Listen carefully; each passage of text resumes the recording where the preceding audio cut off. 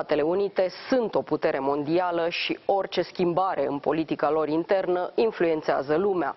Anul 2024 înseamnă alegeri prezidențiale în America, iar principalele partide își pregătesc deja candidații. Partidul Democrat a decis să meargă pentru încă un mandat cu actualul lider de la Casa Albă, Joe Biden. În cazul Partidului Republican, sunt deja mai mulți pretendenți dispuși să intre în bătălia pentru cea mai importantă poziție politică din lume, cea a președintelui Statelor Unite.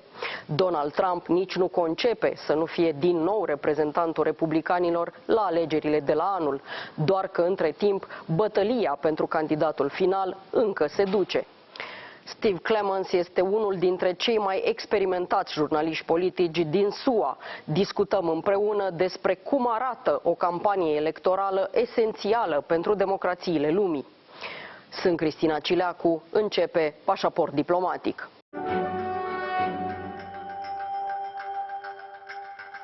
Steve Clemons, editor-at-large at thesemaphore.com. Welcome to Diplomatic Passport. My pleasure. It's great to join you. Steve, United States is having ahead an year of election, and we already know that the Democrat Party will run with the current president, Joe Biden. But in case of the Republican Party, looks like Donald Trump is hard to get beaten for the position of the single candidate. Do you think Trump will be nominated again by the Republican Party to run for presidency? You know, if the GOP race were to be decided tomorrow, Donald Trump would win. But I've learned after watching, Hillary Clinton lost a 35-point lead over Barack Obama in the Democratic primary. So it's taught me to be humble in my predictions. But right now, as things look, you have a repeat of what happened in the 2016 race, where there were so many candidates against Donald Trump, and they kind of diluted each other. And so there was the Trump camp, and then there was the anti-Trump camp. And you have lots of people in the anti-Trump camp. So Trump continued to beat them. And right now, we're seeing more and more and more people enter the Republican race. But this time's a little different because you have major potential legal proceedings that are evolving that could put Donald Trump in very unusual territory if any convictions or indictments were to come forward regarding election meddling or the handling of top national security secrets. And in that situation, we just don't know how the Republican Party is going to react. Are they just going to ignore it? Or are they going to say, we can't win the presidency with Donald Trump, even if the Republican base wants him? So I think we're in very unusual territory, and so it's hard to predict. But if it were held soon, Donald Trump wins. And right now, all of his opposition are diluting each other, and he's benefiting from that. But how come Donald Trump, whatever he does, good or bad, somehow things turn to be in his favor? Who is afraid of Donald Trump in the end? Because somehow he keeps the level of popularity kind of the same. Donald Trump understands something that many performers do. And that is, if the nation is talking about you, whether it's good or bad, you matter. And that takes a lot of conviction. It takes a lot of backbone, and Donald Trump does not worry about consistency of his views, the controversies that he's involved with. He really doesn't worry about it as long as his name is spelled right and he is what we say above the fold in the newspaper on the front page. Then he looks at himself as being there, and I think that he appeals to a kind of American who feels like they hate Washington. They feel like Washington is stacked against their interests. They feel demeaned and left behind. And somehow the combination of Donald Trump's celebrity, remember he was a TV star, his pugnaciousness, his nationalism, and his just irreverence for just doing things in weird ways appeals to a big group of voters that are out there that have never seen anyone like him in American politics before. And so he gets about 30% of the vote. It's not a majority, but it's about 30%, and it's rock solid. On the other hand, if we look at Joe Biden, again, whatever he does, good or bad, mostly the only or the first thing we hear about Joe Biden is that he is old. And the rest seems to not to matter that much. You have a lot of experience as a political editor. What matters for a president, the age or the experience? Well, I mean, look, they both matter. I mean, it's not just the question of age, it's the question of whether the age is impacting one's ability to lead the country, to make key decisions. And, you know, right now, I think there are many people, even friends of Joe Biden, that are worried that he does not have the same stamina, the same fortitude that he used to have. And I think that's raising questions. But look, I have a different view of the presidency. I think we make a mistake sometimes looking at the individual alone. Presidencies are franchises of people. And the question is he or she surrounded by expertise and talent and competence and vision in such a way that are compelling, and you compare those franchises to one another. Then if you do that, it changes the way I think some people look at the Trump franchise versus the Biden franchise. Now, the problem with Joe Biden is, you know, he's 80 years old right now, so he will be the oldest president ever to run for president. Donald Trump is 76, so he's just 4 years back. He's not a young spring chicken. But when you look visually at them, Donald Trump seems to be running around the yard like a crazy person. He's got lots of energy. Joe Biden seems to be more controlled, and I think this is placing some doubts in people's minds who might otherwise be more robustly supportive of Joe Biden. There's no running away from that, and that then focuses attention on who his number two is. And right now, that's Vice President Kamala Harris. And I just want to be blunt: Kamala Harris is not the most popular person in the Democratic leadership circle today. She is the first woman vice president. She is the first woman of color. But there is a lot of doubt in her ability to lead, and people look at her as a fragile heartbeat away from the presidency. And this has created a lot of anxiety in Democratic Party circles. But what happened with Kamala Harris? Because, as you said, when she became the first woman vice president, there were a lot of hopes for her activities, but she disappeared kind of immediately after inauguration. What is this case? How can we explain it? Well, her advisors and people whom I've spoke to blame the Biden White House for keeping her in a box and keeping her from growing and being able to succeed. But we've seen certain things like the southern border issue, or trying to find ways to create investment in certain Central American countries to take pressure off of the southern border, or looking at other broader economic issues in which she's been given those portfolios. And it reminds me of Joe Biden when he worked for Barack Obama. Joe Biden got some very tough tasks from Barack Obama, but he still produced what I call lemonade out of lemons. He did okay with them, and he produced some good results. Thus far, people haven't seen Kamala Harris produce good results or even average results out of any of the portfolios that Kamala Harris has been given by the president to do. And that has created real doubts in her. She seems to have ducked those tasks and not performed in them and kind of walked away from them. So she looks as if she is one of the least active, least successful vice presidents in American modern history, and that's a problem. Well, if we look again to the election next year, of course, inflation is a big issue in the States as well. How much will it matter for the elections? Right now, people are upset in the United States as well because of the high prices that keep on growing. Look, I think it's a big issue. I think inflation is an issue, but also the fragility, the sense of fragility of the economy. The United States right now has very, very low unemployment. So people are working, but yet they're worried about the future. They're worried about rising prices. And they are also worried that America might be heading into a recession. At the time of our discussion, we're also seeing a debate, maybe resolved by the time this comes out over the debt ceiling. And if there was to be a default on the U.S. government debt, that would make everything worse. And so even though there are pretty good economic circumstances with unemployment levels and also the level of investment, the infrastructure bill that Joe Biden got passed, things like the CHIPS Act, basically lots of legislation on reinventing and spending and investing in America. Americans just seem unaware of it, and they are more worried about kitchen table economics, you know, how much meat and peanut butter and milk and eggs cost, and I think that is going to continue to be there. And if the United States does go into a recession, it's likely to be something that we see around the world too. So right now the globe is having a hard time dealing with the aftermath of COVID economics and trying to get the ship right without destabilizing, you know, America's confidence in the future, because this really is about confidence in the future. And right now, there's a wobbliness in that, and that will affect the political situation next year.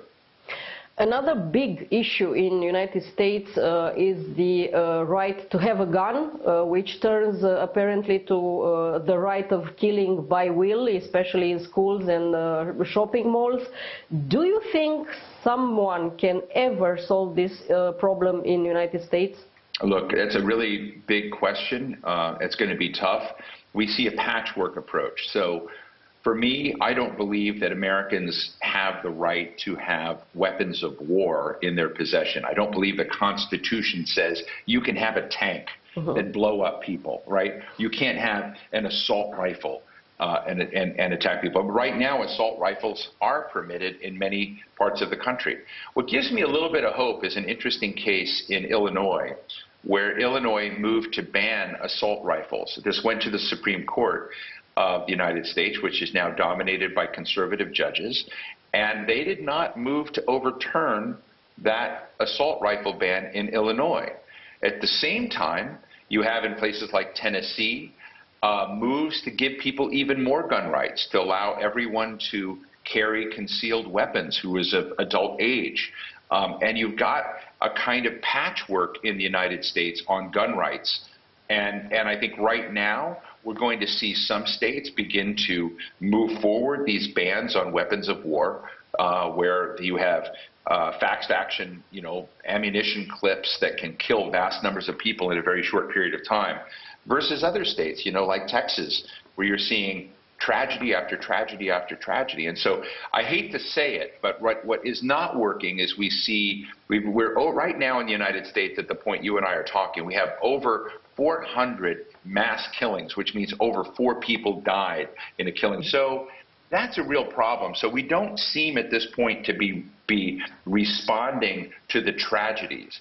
And I hate to say it, I think it's going to take either a tragedy that is beyond belief, or it's going to take some clever legislation and some real lawsuits to create liability and accountability in new ways that the Constitution will allow to proceed.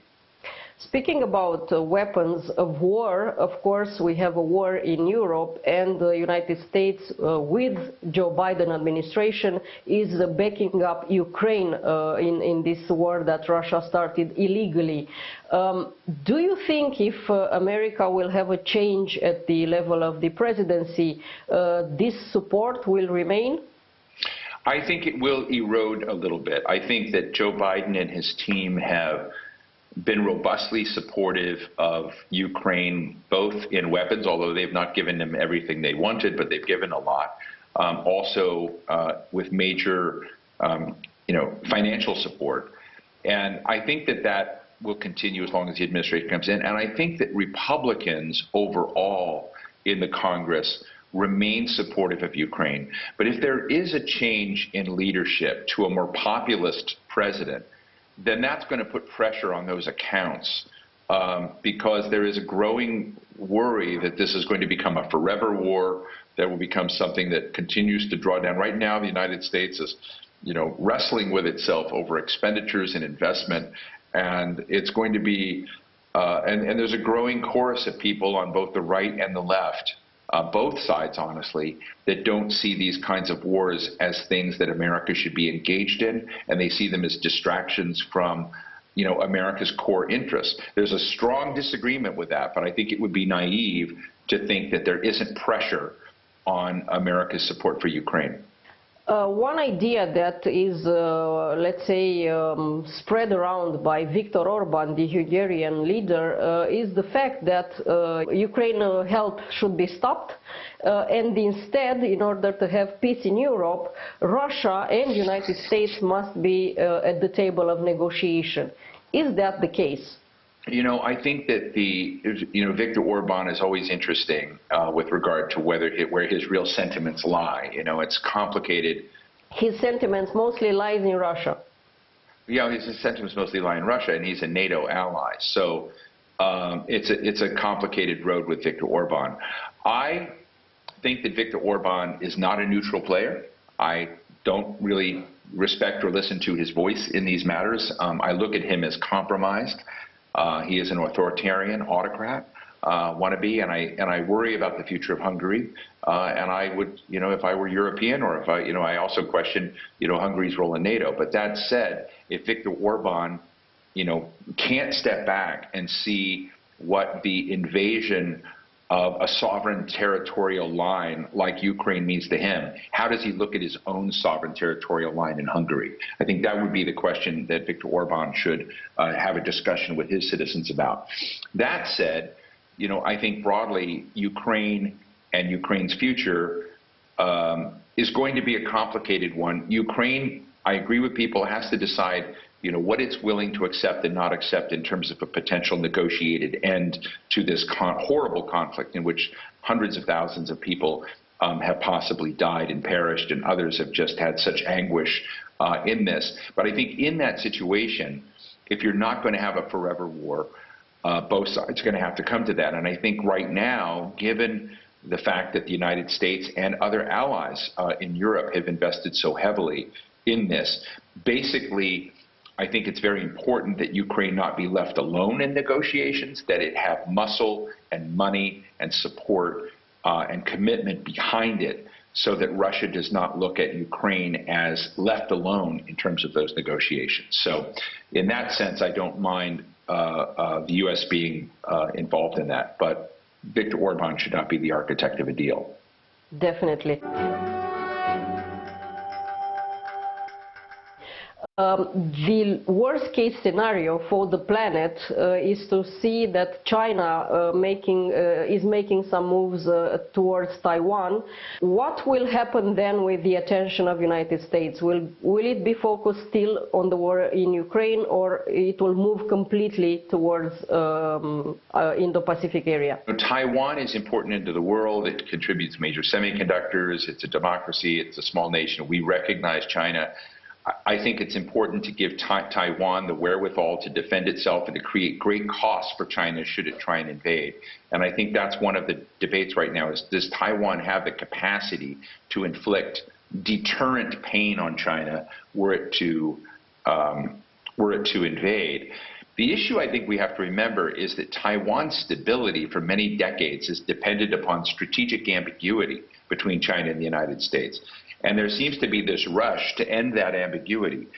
There is no doubt that the United States and China will be at war if the United States were to recognize Taiwan. To basically end that ambiguity, it's the one area where explicitly it will lead to war. And that war could be incredibly... So I am not one who supports at all ending the strategic ambiguity of Taiwan. I don't think the Taiwanese people want their ambiguity to end, because it would mean incredible risks for them that Republican legislators and others, and even some Democrats, are trying to impose for various reasons on Taiwan.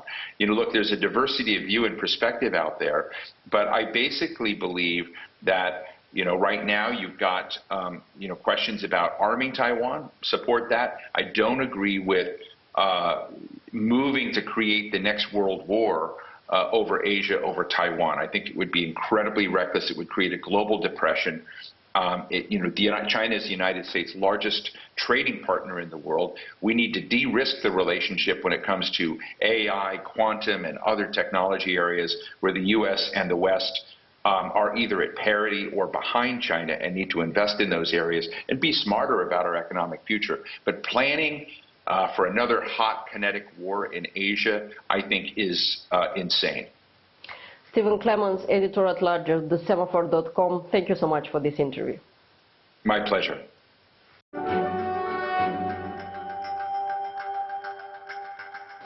Atât pentru astăzi, dar rămânem în continuare online pe pagina de Facebook a emisiunii și pe contul nostru de Twitter. Revenim cu subiecte noi din lumea diplomației și a politicii externe, vinerea viitoare de la 11:30 și reluare sâmbătă după miezul nopții. La revedere!